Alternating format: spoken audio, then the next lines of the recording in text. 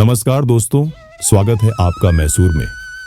एक ऐसा शहर जहां इतिहास हर गली में अपनी कहानी कहता है और हर कोना शाही भव्यता से भरा हुआ है। चामुंडी पहाड़ियों की तलहटी में बसा मैसूर कर्नाटक की सांस्कृतिक राजधानी के रूप में जाना जाता है। और आज हम चल रहे हैं मैसूर के सबसे पवित्र और ऐतिहासिक स्थलों में से एक चामुंडेश्वरी मंदिर की ओर। करीब सुबह 6 बजे हमने चामुंडी पहाड़ियों की ओर अपनी यात्रा शुरू की। ये पहाड़ी शहर के केंद्र से लगभग 13 किलोमीटर दूर स्थित है और यहाँ पहुंचने में करीब 25 से 30 मिनट का समय लगता है। ये वह मुख्य प्रवेश द्वार है जहां से चामुंडेश्वरी मंदिर तक की चढ़ाई शुरू होती है।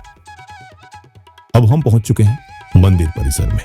यहाँ एक बड़ा पार्किंग एरिया है जहां आप अपनी गाड़ी पार्क कर सकते हैं और फिर इस शॉपिंग स्ट्रीट से होते हुए मंदिर तक पैदल जा सकते हैं।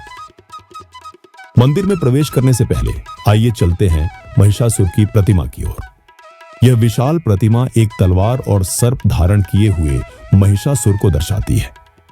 यह प्रतिमा बुराई पर अच्छाई की विजय का प्रतीक है। महिषासुर एक शक्तिशाली असुर राजा था।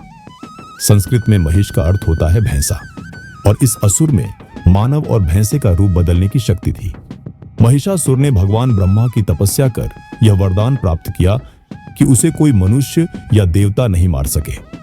इस वरदान के बल पर उसने देवताओं को पराजित कर स्वर्गलोक पर भी अधिकार कर लिया।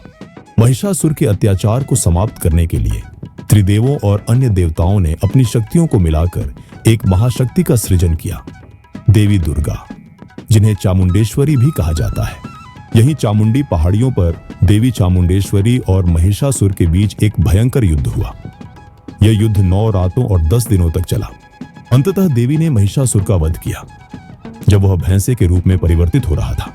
इन 9 रातों का प्रतीक है नवरात्रि, जो अच्छाई की बुराई पर विजय का उत्सव है।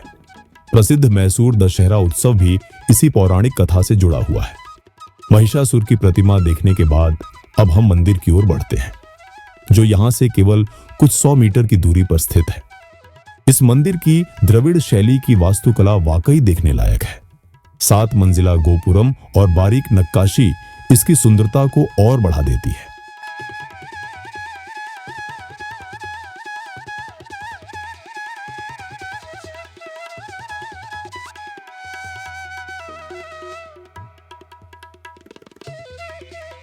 यह मंदिर 1000 वर्ष से भी अधिक पुराना है और इसे विजयनगर साम्राज्य के समय विशेष महत्व प्राप्त हुआ।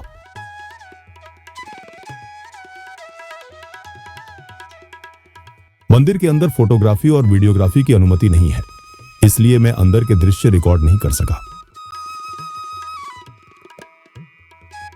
मंदिर के दर्शन आप सुबह 7:30 बजे से रात 9 बजे तक कभी भी कर सकते हैं। आमतौर पर श्रद्धालु सुबह या शाम के समय यहां दर्शन के लिए आते हैं। चामुंडी पहाड़ियों का एक और प्रमुख आकर्षण है नंदी की विशाल प्रतिमा। यह प्रतिमा लगभग 16 फीट ऊंची और 24 फीट लंबी है और भारत की तीसरी सबसे बड़ी नंदी प्रतिमा मानी जाती है। इसका निर्माण और प्रतिष्ठापन 1659 में किया गया था।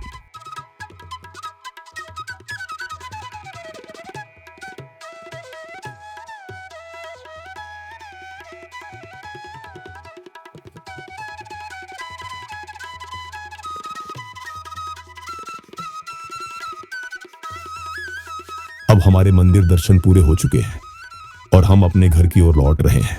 तो दोस्तों, इसी के साथ आज के इस वीडियो का अंत होता है। उम्मीद है आपको यह आध्यात्मिक और सुंदर यात्रा पसंद आई होगी। अगर आपने अभी तक चैनल को सब्सक्राइब नहीं किया है तो कृपया सब्सक्राइब करें और इस वीडियो को अपने दोस्तों और परिवार के साथ जरूर शेयर करें। धन्यवाद।